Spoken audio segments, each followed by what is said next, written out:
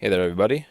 Hope you're all doing well. I figured I'd come on here and continue this sort of streak I've had going lately with uploading content relatively consistently. Certainly, much more consistently than what I've been in recent months. But anyway, just to get right to the subject matter, or at least the subject matter that I wanted to begin with, is this whole what honestly feel is an agenda to demonize fasting and demonize raw foods, raw veganism, because anybody who's experienced these things, okay, knows the power, knows how powerful fasting and raw foods are to healing, to health, to vitality. Okay, and you see this continuing trend in the even in the vegan community, right? Like I said previously, most vegans are dupes, right? In some form or fashion.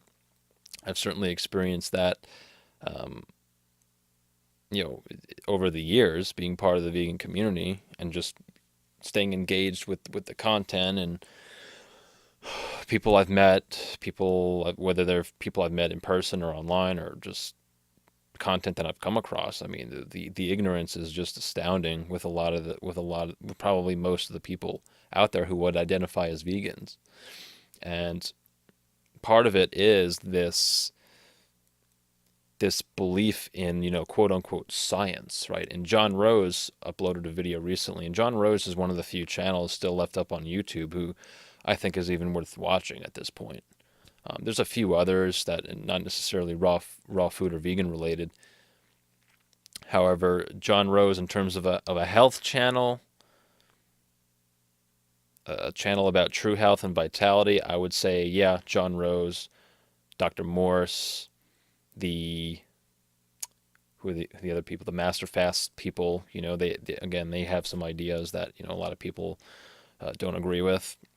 However, what I do appreciate about these people is they have imaginations, and you can tell they're not they're not just these automatons, right? That you can tell they have an original flair, an original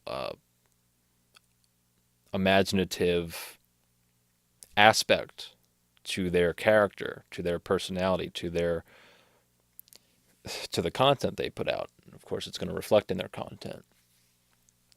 So regardless of whether or not you see eye to eye 100% across the board with somebody, it's not really the thing. Can you feel that soul, that pure essence soul vibe, and that really is fundamentally the imagination, right? Anything that exists, any circumstance that comes about in our life had to be imagined first. If you could imagine something, it could happen. Hell, it probably is happening, for better or worse. Truth is stranger than fiction, or what we call fiction, right? But yeah, getting back to the original concept of the demonization of raw foods and fasting, yeah, that's definitely clearly an agenda. At best, the best I heard was Dr. Michael Greger, or as I call him, Lord Lord Michael Greger, as a lot of people seem to view him as. He didn't necessarily bash raw foods, but he sort of was critical of it and said that, well, there's no real data in the scientific literature, and this isn't verbatim, but this is essentially what he was getting at. Because there's no published reviews in their journals, then there's no reason to give any sort of real clout and validity to raw foods or fasting, right?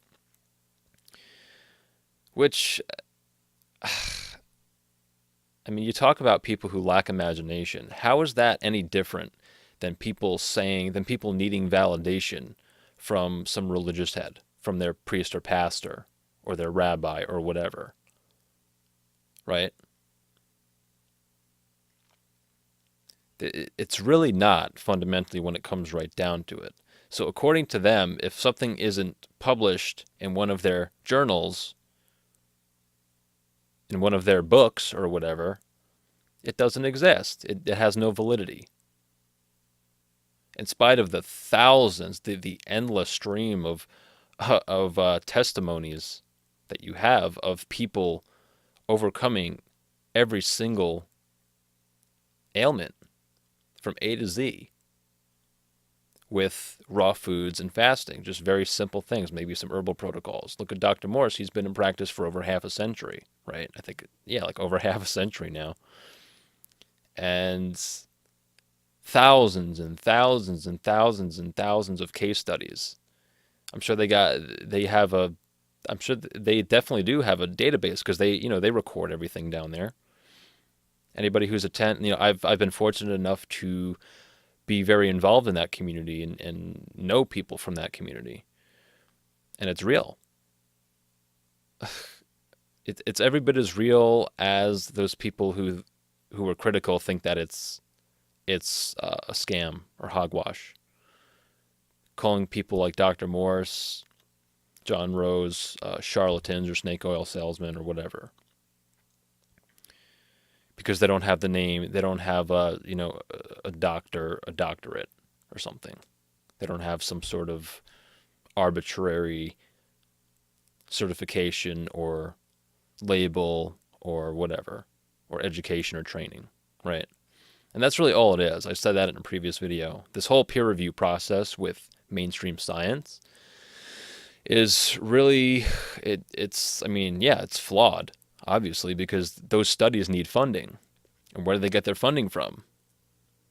It could be from, private, interest groups, but oftentimes it's from the state, from the government, right? That very establishment that gives massive subsidies to the meat, dairy, and egg industries, to animal agriculture. But you're going to trust that same establishment to fund studies that will that are to your benefit, to human health, right? So you could I mean, I could sit here and punch holes in their logic and their reasoning all freaking day, but it's really not worth it, right? Because I'm not on here to argue and debate with people.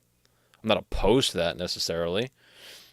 And you do what you feel inclined to do. Do whatever the hell you want to do, but don't sit there and fling turds at people because you lack imagination and courage to forge your own path of discovery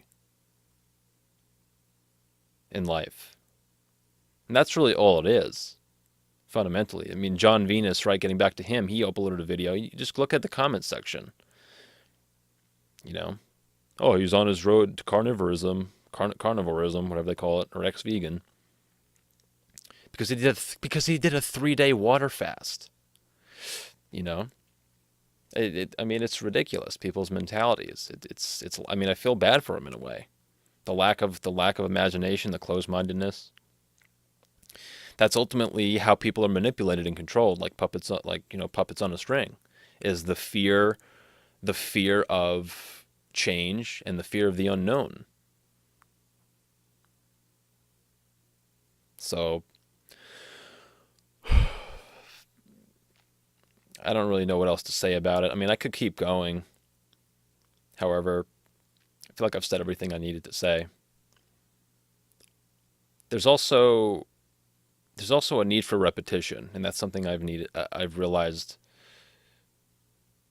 over time as well, that even if I find myself repeating myself, then there's nothing wrong with that. There's nothing wrong with repetition. I mean, that's how you get proficient at something. That's how you learn a subject. You repeatedly expose yourself to a body of information, or you repeatedly do perform some sort of exercise or thing, or whatever it is, fitness, health, right? Anything you do habitually, right? Habits are just things that you do repetitively over a period of time. Right? If you do something repeatedly over a period of time, whether it's something new, whether it's something brand new, or whether it's something you've been doing your whole life, that's a habit, right? That's how habits get formed. So getting good or becoming good or great or whatever or skilled or proficient at something is just really a matter of repetition. I mean, it's really very simple. However, I mean, I'm sure what we all know it's not necessarily easy. So yeah, that's really it. I'm going to I'm going to turn this off for now. Just throwing some ideas out there. Would love to know your thoughts if you made it this far. And yeah, that's all for now. I'll talk to you all soon. Hope you're all doing well. Bye for now.